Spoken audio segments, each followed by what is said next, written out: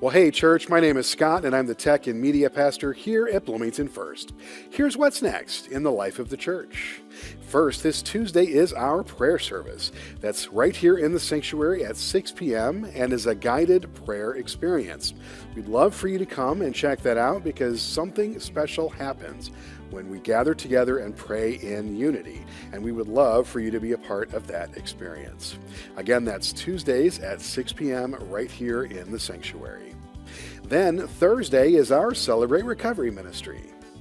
Celebrate Recovery is an 18 and up, Christ-centered 12-step recovery program, not just for alcohol and other substance issues, but if you have a hurt, habit, or hang-up that's holding you back or negatively impacting your life, then Celebrate Recovery is for you. We have an optional meal at 6 p.m. and the large group worship service follows at 7. We'd love for you to come and check that out. Finally, coming up in June is our Northwestern Illinois District Kids Camp. Each year, our district churches gather together to organize a kids camp for students up through 5th grades. This year, it will be June 22nd through the 25th at Dixon Valley Camp. The theme this year is Into the Highlands, Following the Good Shepherd. We'd love for you to check that out if you have a student up through 5th grade. You can either scan the QR code or check with Pastor JC for more details. Just a heads up, the registration deadline is Friday, May the 22nd. So mark your calendars because that's what's next.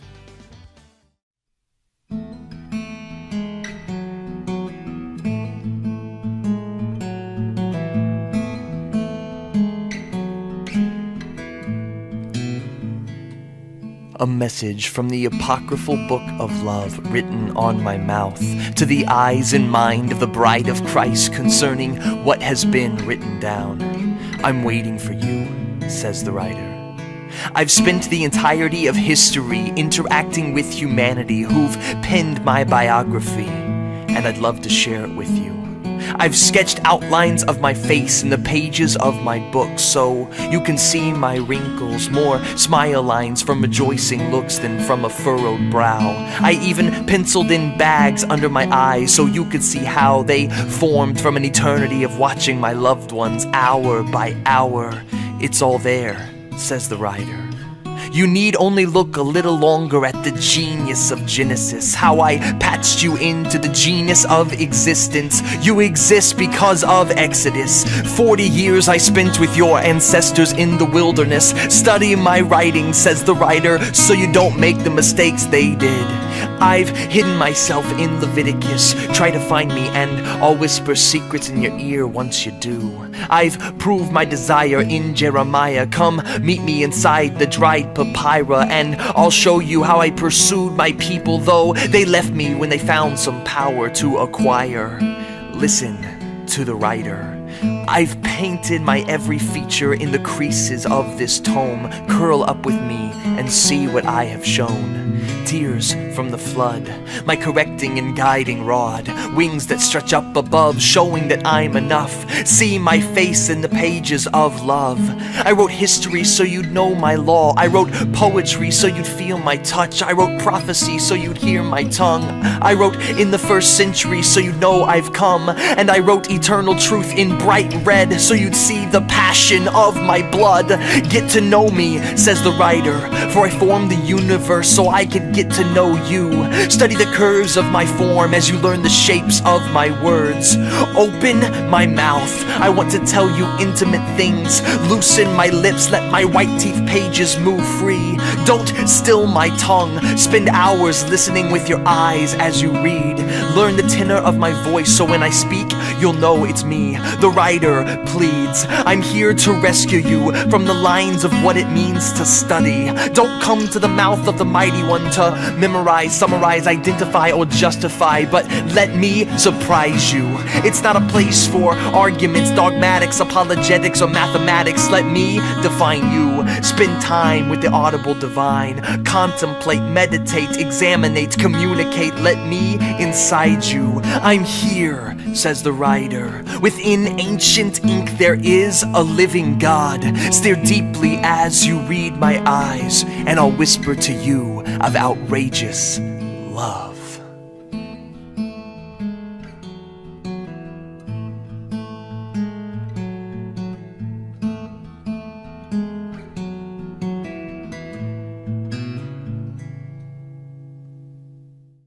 Good morning, Bloomington First. So they tell me it's Mother's Day, and so I'm going to share with you my favorite story about my dad and Mother's Day, okay? So my parents had been married a little over a year when I showed up. I was born on April 30th, so 2 weeks later, my mother is going to church, her first Mother's Day as a mother, and she was so excited. And they went to church, and then afterwards, they were going to visit my dad's parents. And my dad stopped on the way, and he went in the store, and he came out with a bouquet of flowers and a hat that he had bought for himself. And when he got in the car, he told my mom that the flowers were for his mother. And she had said, "Well, where's mine?" And his response was, "You're not my mother." So to all the ladies in here, I hope you have a happy Mother's Day, but you're not my mother, she is. Happy Mother's Day, Mom. So welcome to week 2 of More Than a Story. This is a series about understanding this story, the Bible, and the stories that are in this story. And we began last week by introducing you why we are spending 5 weeks talking about this. Almost 30% of the people living in America are totally disconnected from any religious organization. Statisticians call them the nones, N-O-N-E-S. Then among the nones, 70% believe the Bible is totally irrelevant to their lives in today's culture. And that's why we're spending 5 weeks talking about this. Many of them grew up in our churches. Many of them grew up in our churches, but as adults, they've walked away from their faith. And I believe many of them have walked away unnecessarily. Many of them walked away because of perceived problems with the Bible. So for the next few weeks, we're going to spend some time exploring the backstory of the Bible. You see, I believe understanding how we got the Bible to begin with helps us properly understand the stories that are in the Bible. It's like an origin story. Sometimes you see a superhero movie or something, and then they'll come out with an origin story that tells you how that character of that superhero developed. And the origin story helps you understand the story better. But I believe understanding how we got the Bible is almost as important as knowing the stories in the Bible. Now, if your experience with the Bible started like mine, it began when I was a child. As a child, an adult I trusted, my mama, handed me a Bible, and she told me what to believe about the Bible. And I believed it because I was a child. But then I got older, and as a young adult, I began encountering some of the things in the Bible that we don't talk about in Sunday school, right? The uncomfortable parts we skip over. Parts that, honestly, do not make sense in the culture we live in today. And I know I'm not the only person who's experienced this. And that's why I believe this is such an important topic to explore. Because if you don't know the story of the Bible, it's easy to discount the stories in the Bible. In fact, many people in this room or watching online have friends or family members who've walked away from faith because of something they encountered in the Bible, something they just had trouble with. And if that's you, if you're the one that has friends and family members, I believe this series will help you to help them. Or maybe you're the one who's struggling with something you've encountered in the Bible, and you just can't figure out how it fits into the world you live in today.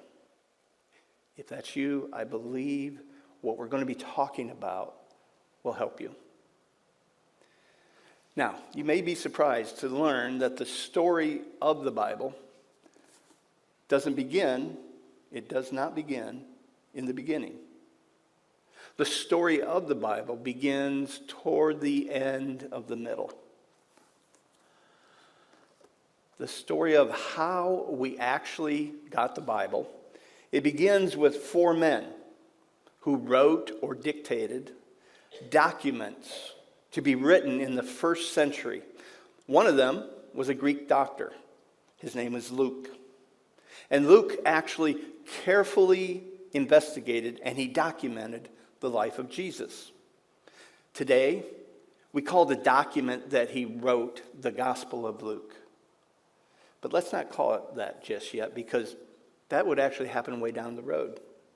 This was simply a Greek in the first century who's documenting to the best of his ability the life, the works, and the words of Jesus. Long after he had written it, it would be divided into chapters and verses to help readers locate passages. And so we're going to start by looking at Luke chapter 1, verses 1 through 4. And this is how Luke begins his document. He says, "Many have undertaken to draw up an account of the things that have been fulfilled among us." Something had happened that's worth writing about. Something had happened that's worth documenting.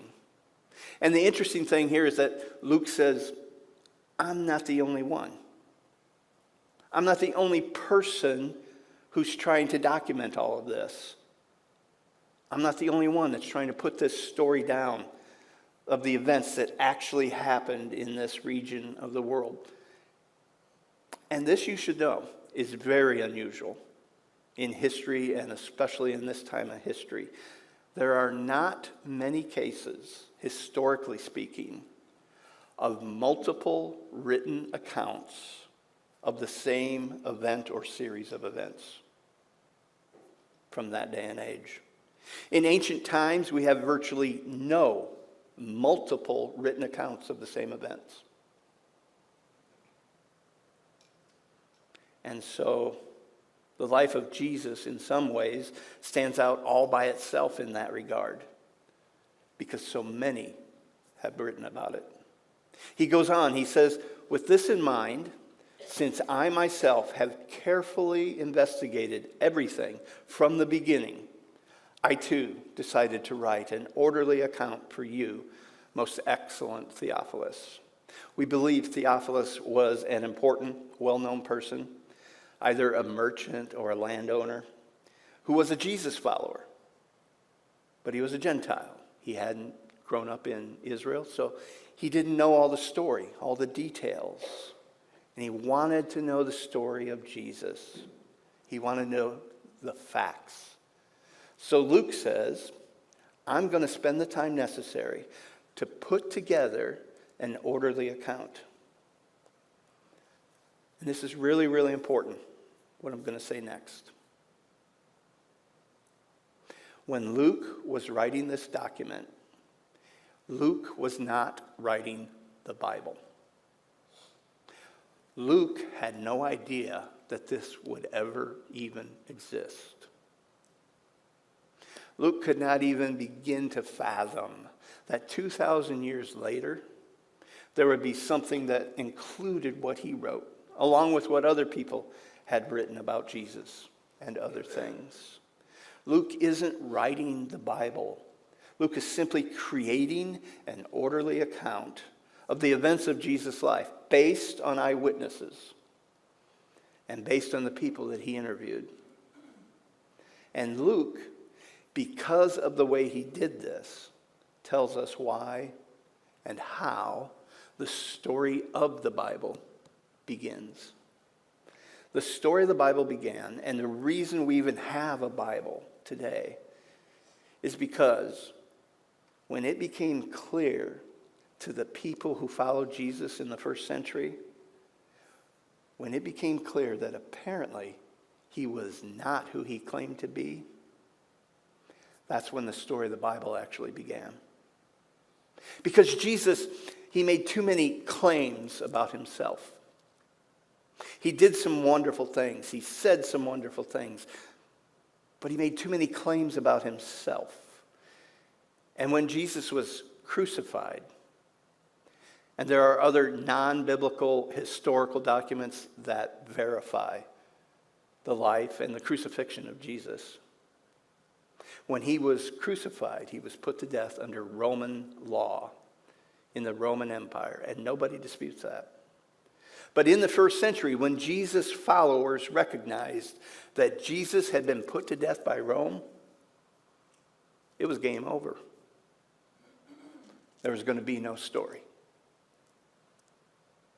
So Luke is documenting something fabulous that happened in the first century.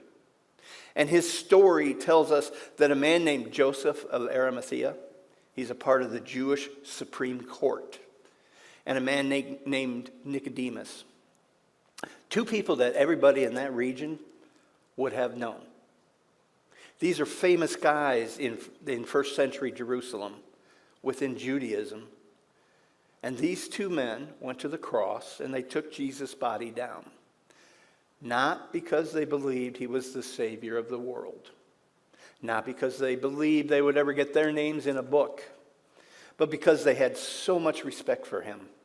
But they were so disappointed. Because clearly, Jesus was not who he claimed to be. In fact, Luke says, I thoroughly investigated it. And here's what happened. After he was crucified, Joseph of Arimathea took the body down, he wrapped it in a linen cloth, and he placed it in a tomb cut into a rock, one in which no body had ever been placed. And Luke, he gives us all this detail because he's a doctor. He's detail-driven, oriented, and he's trying to write an orderly account, a detailed account. And he goes on and he says, the women who had come with Jesus from Galilee, they followed Joseph of Arimathea. They saw the tomb and how his body was laid in it. And then these women went home and they prepared spices and perfumes. Why? Because they were going to come back and re-embalm the body. Why would they come back and re-embalm the body? Because Jesus was dead. And everyone expected him to stay dead. And in this moment, there are no Christians, there are no Jesus followers, there's no church, there's no hope. There's just brokenhearted women and disillusioned disciples that are scared for their own lives. There's Rome, the eternal city, and clearly the gods of the Romans have won again. And there's the temple, and the leaders of the temple had won again. Between Rome and the temple, the Jesus movement had been crushed out of existence. And if it had ended there would be the Bible. There would be no Christians, there would be no church, there would be no, as we're going to see, even Old Testament. And there would be no account by Luke investigating and recording the details of the life of Jesus. This is so important. Luke documented. He documented the life of Jesus because the story of Jesus didn't end on a Roman cross. If the story had ended there, there'd be no story. Luke tells us the reason that he was a Jesus follower is because Jesus was seen alive. And once he came back to life, his followers came out of hiding and they went into Jerusalem and they went into the streets and they faced down the very people that had Jesus crucified. They got arrested. They had to face down the very religious leaders who had sentenced Jesus to death. The ones who had taken Jesus to Pilate to be crucified in the first place. And Luke, he goes on to document what happens for about the next 30 years following the resurrection. He documents that in what we call the book of Acts, or Acts of the Apostles in our New Testament. Luke documents what these men and women said in the face of extraordinary persecution and personal danger. In fact, here's just one sentence from one sermon that Luke documents. Because again, he's trying to document everything that happened surrounding the life of Jesus and beyond. In Acts chapter 2, verse 32, Peter, one of Jesus' followers, he says to Caiaphas, the high priest, God has raised this Jesus to life, and we are witnesses of it. We didn't read about it. We didn't hear about it. We saw him. We talked to him. We ate with him. And so the Jesus movement, the church, it was birthed. But still, there's no Bible. Luke, he knew Peter. He interacts with Peter. There are conversations between Luke and Peter that are documented. Luke knew John.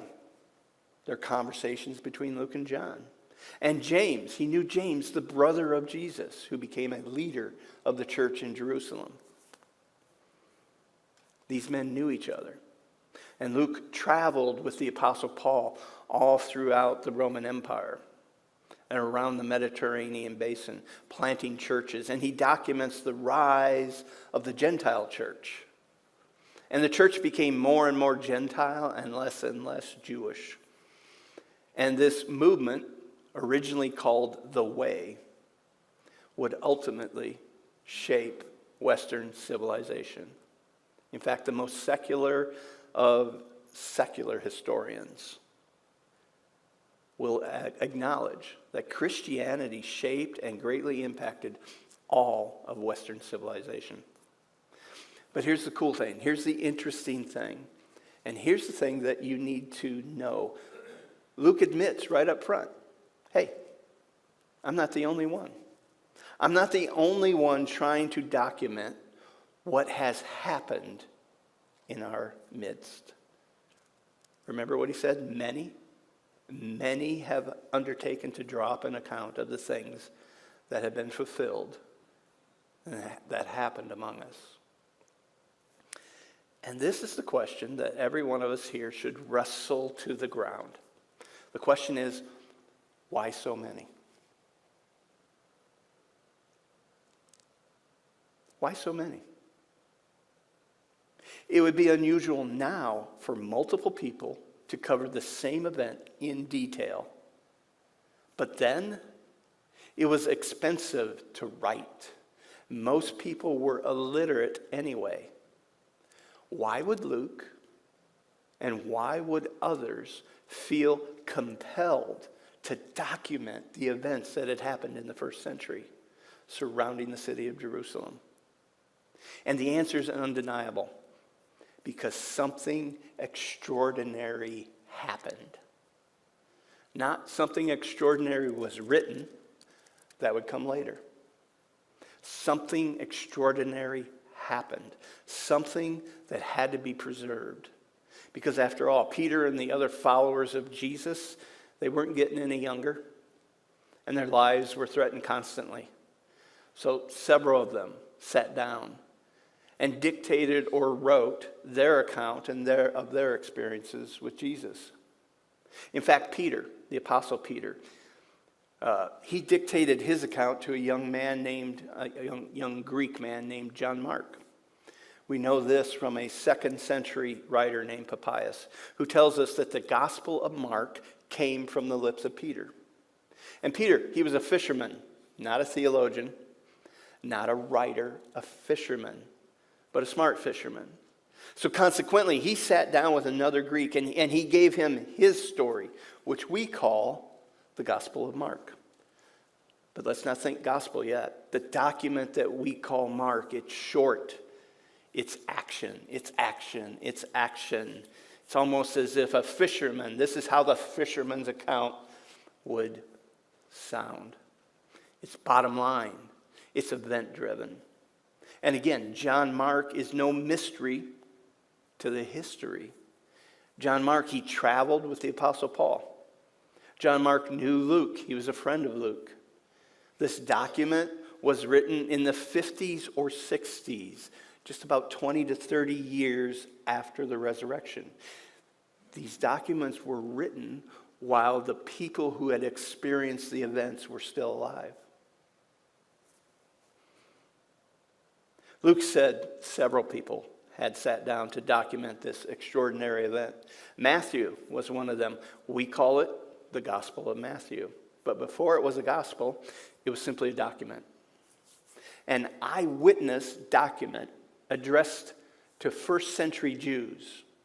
And in there he said, trust me, Jesus is the one we've been waiting for. Jesus is the Messiah. And because he's writing to first century Jews, he leverages Old Testament prophecy after Old Testament prophecy. And he says, look, all the prophets, all the law, and all of this pointed to Jesus. And Jesus fulfilled all those prophecies. Over 300 of them. And I saw him do it with my own eyes. This is an eyewitness account. Believe that he is who he claimed to be. So there's Luke, there's Mark, there's Matthew. And then there's the Gospel of John. But again, we call it a gospel. But when he wrote it, John wasn't thinking Bible. He wasn't writing the Bible. John, he decided that he too needed to get out of him the story of his experiences that he had with Jesus. So we might say to John, because John wrote his much later than these others. John was an old man when he wrote his account. And we might say to him, John, you're an old man. Why bother? Others have already written. Many others have written. And here's something that's fascinating. Regardless of where you are with faith, regardless of what your church experience has been, I hope you'll lock into this. John, in the first century, again, he's not thinking about this. This is the furthest thing from his mind. John is simply documenting his experience with Jesus. And in his document that we call the Gospel of John, he tells us toward the end of his account, in chapter 20, verses 30 through 31, he tells us why he bothered to write in the first place, knowing that other people had written as well. And here's what he said, and don't miss this. John writes, Jesus performed many other signs in the presence of his disciples, which are not recorded in this book. And because he's just given us a list of things that Jesus had done. So we're at the very end of his gospel. He says, oh yeah, we're getting to the end of this thing, but I want you to know this isn't the whole story. Jesus performed many other signs in the presence of his disciples. And these weren't done in secret. And by disciples, he's not just talking about the 12. He's talking about the hundreds of people that followed Jesus from the banks of the Jordan right through to the crucifixion. And then they showed up after the resurrection. He said there were many other things that Jesus did that are not recorded in this book. And when John says there are other events that aren't recorded in this book is not a reference to this book. He's talking about the document that he is writing.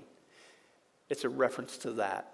He says there's many other things Jesus did that don't show up in my account of the life of Jesus. And then he says something really important. But these, the ones I have chosen, these are written. In other words, he's saying, as I face the end of my life, as I face the end of my days, my faith is still intact. Not based on what I see around me now, but based on someone I met and what I saw. And so John says, I want to speak to future generations. I want future generations to know what I saw, what my hands have touched, what we experienced. Here's what he says. He says, these are written that you may believe that Jesus is the Messiah, the Son of God, and that by believing you may have life in his name. And do you know who you is? You is you, and you, and you, and me, and you. All of us. In other words, John is saying, the reason I've written this account of the life of Jesus is so that whoever stumbles across this document, imagine this, he spends all this time documenting this story, and he has no idea if it will survive a week, a month, a year, much less 2,000 years. And he has no idea that several hundred years later, it'll be wrapped up with some other books and included in this. He's thinking, I just want whoever I can reach, future generations, to know what I saw, what I experienced, what changed my life, what changed my worldview, what gives me hope when the world around me seems to be absolutely hopeless.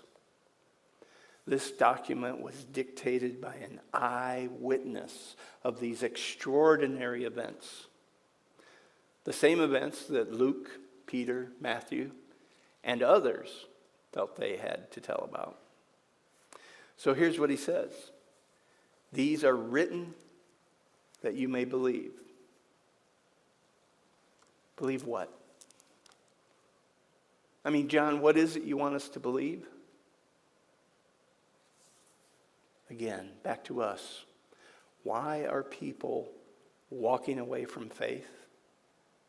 At the end of the day, for most people who walk away from faith, you know what the bottom line is? And maybe this is your bottom line. The bottom line is, Kim, it's good for you, but I don't believe it anymore. I just don't believe it anymore. And the question that I hope you'll wrestle to the ground, and the one that John wants you to wrestle to the ground, is this. What is the it that you don't believe anymore? If you walked away from faith, or are considering it, or have loved ones who have walked away from faith, what is the it? And if you have friends or loved ones who walked away from faith because they just don't believe anymore, this is the question that needs to be asked and addressed. What is the it? And John, not the Bible, we haven't got there yet. John tells us the it that matters. This is so important. John, an eyewitness, someone who spent time with Jesus, he says, these things that I've written in this gospel, these things are written that you may believe. Believe what? That Jesus is in fact the Messiah to the Jews, the Son of God to the Greeks and Romans, and that by believing you may have life in his name. Regardless of what you've heard, regardless of what you've seen, regardless of what you've experienced in your life as a Christian, John says this is the it, the only it that really matters. And the implications of this statement in this document that we call the Gospel of John are staggering. And here's why I say that. If John's gospel, if John's account of the life of Jesus is all you have, John's account is all you need. Think about it. If John's account is all you have, John's account is all you need. He said, I've written these things in such a way that if this is the only message you stumble across, if this is the only document you ever read, if this is the only bundle of stories you ever become aware of, it's enough for you to have confidence that God has done something in the world on your behalf.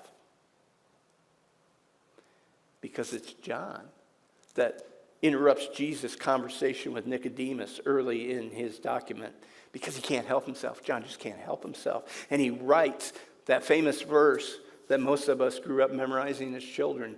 John, he says, look, let me summarize it. For God so loved the world, the Jewish world, the Greek world, the Roman world, the pagan world, the barbarian world. God so loved the world so much that he sent his son. And I've been eyeball to eyeball with him. And I am convinced he is God in a body. That whoever believes, whoever places their trust in him, will not perish, will not be lost to God, but will begin to experience life in this life in a different kind of way. John calls it eternal life.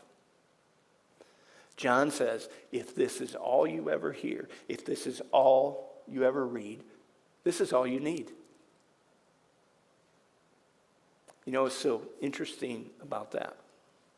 For centuries now, since the Bible has been put into print and placed into the hands of people, for centuries, Christians have challenged non-Christians not to read the Bible, but to read the Gospel of John.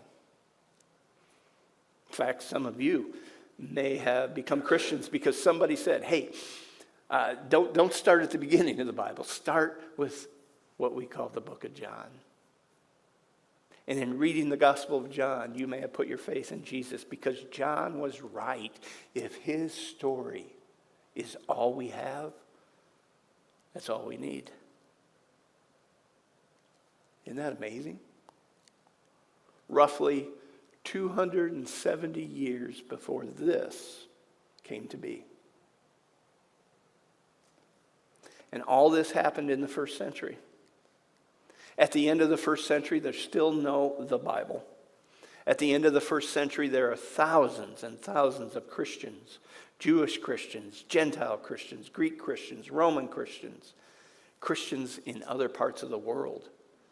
At the end of the first century, there are thousands of Christians, and there are dozens, and then hundreds, and then eventually thousands of copies of these documents floating around, telling about the life and the works of Jesus. And they are meticulously copied. They're bundled together. And some people have a gospel. Some people have 2 gospels. And some people have 3. And some people have a part of one, a part of another. Can you imagine? Imagine if you were a first century Jesus follower, or even a second century Jesus follower. Can you imagine how valuable these documents would be to you? Think about it. Perhaps you had only heard the stories of Jesus, and then somebody comes to your town or your village. They show up and they say, let me show you something. And they uncover a scroll, and they say, here is a full copy of John's recollections of his life with Jesus. Can you imagine? To have a parent or a grandparent who had actually heard Peter or Paul speak, preach, and they've told you to the best of their memory what Peter and John and Paul preached. And then one day somebody comes to your town or your village and they say, look, we have an actual copy of a letter that Peter wrote. Can you imagine? Again, 200 plus years before this ever existed. There were these precious, extraordinary documents that gave the first and second and third century Christians a picture of details, quotes from their Master and Savior, Jesus. From the very beginning, from the time they were written, They were considered valuable. Valuable because of who was writing them. From the time they were written, they were considered reliable because of who was writing or dictating. From the beginning, they were considered sacred. Eventually, they were considered to be inspired. And it's no surprise, and it should come as no surprise to us, that very quickly these four documents, Matthew, Mark, Luke, and John, were considered sacred scripture. 270, 250 years before one of these existed. So that's the beginning of the story of the Bible. And there's so much more to this story, and we're going to pick up the story next time in part 3 of More Than a Story. So as the worship team returns to the platform, I told you last week I'd ask you a question or two each week. Thank you to those who interacted with me this week. I've been able to respond to most of you, but I actually still have 2 that I need to respond to, and I will be responding to your questions this week. But here are the questions for this week. Did you know that the story of the Bible began with the Gospels? And at this point, how does knowing the start of the story of the Bible, does that change how you read the Bible? I'm curious. So as we bring today's message to a close, let me remind you why this matters so much. I said earlier that if you don't know the story of the Bible, it's easy to discount the stories in the Bible. And many of us who have friends or family member or kids who've walked away from faith because of something they've stumbled across in the Bible, something they have trouble believing. And if that's you, I believe that this series will help you to help them. Or if you're the one that's struggling with your faith now, I really think the next few weeks are going to help you. So please join us next week as we continue to explore why this is more than just a story.